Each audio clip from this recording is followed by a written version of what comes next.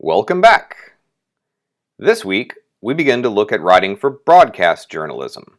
Compared to print journalism, there are a number of differences in writing styles and conventions between the two.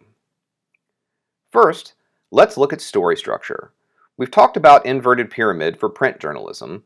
Well, now it's time to put that aside as we think about writing broadcast news stories. In broadcast writing, we use a different structure called dramatic unity. This structure is best depicted as a circle that encompasses three parts in this order: climax, cause, and effect.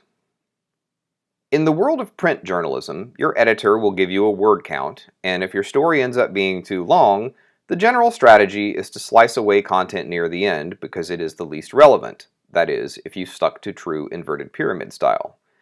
However, in broadcast, we do not have that luxury. A news producer will tell you, as a reporter, that they need a completed story for the 6 o'clock newscast that may be a 30-second reader, or it may be a 2-minute news package or another form of broadcast story. Hold that thought, I'll talk about those more in a moment. What you must then produce is a script and video that exactly matches those time constraints. Once you've produced this media, there is really no way to quickly go back and reduce it. Thus, what you produce is what you get.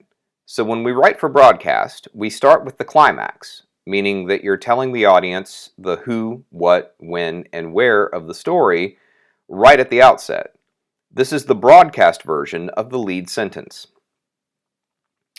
After those details are accounted for, we then begin discussing the causes of the story and, if possible, their effects.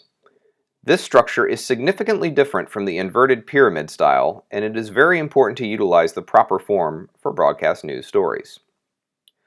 So let's talk about a few types of news stories that you will encounter if you enter the field of broadcast journalism.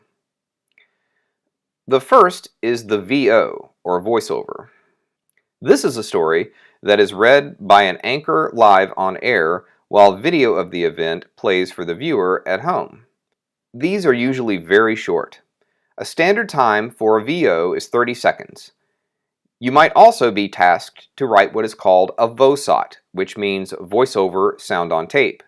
This is similar in that the anchor reads the script live while the video is playing for the viewer, but at a predetermined time, a pre-recorded soundbite plays for the audience, then stops so that the anchor can continue reading the rest of the script.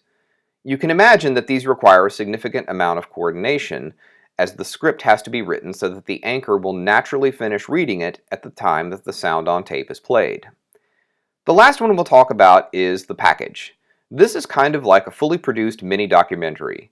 The reporter goes to the location or locations relevant to the story, gathers video and interviews witnesses or relevant people involved, then goes and edits the entire piece as a standalone video. Usually, the reporter will also write a lead-in, which is a short script that the anchor will read to set up the story for the audience. Then the video is played in full until the story is complete. Packages are usually about 2 minutes long, and they are usually one of the longest forms of reporting for broadcast journalists. Well, that's all for now. We'll see you next time.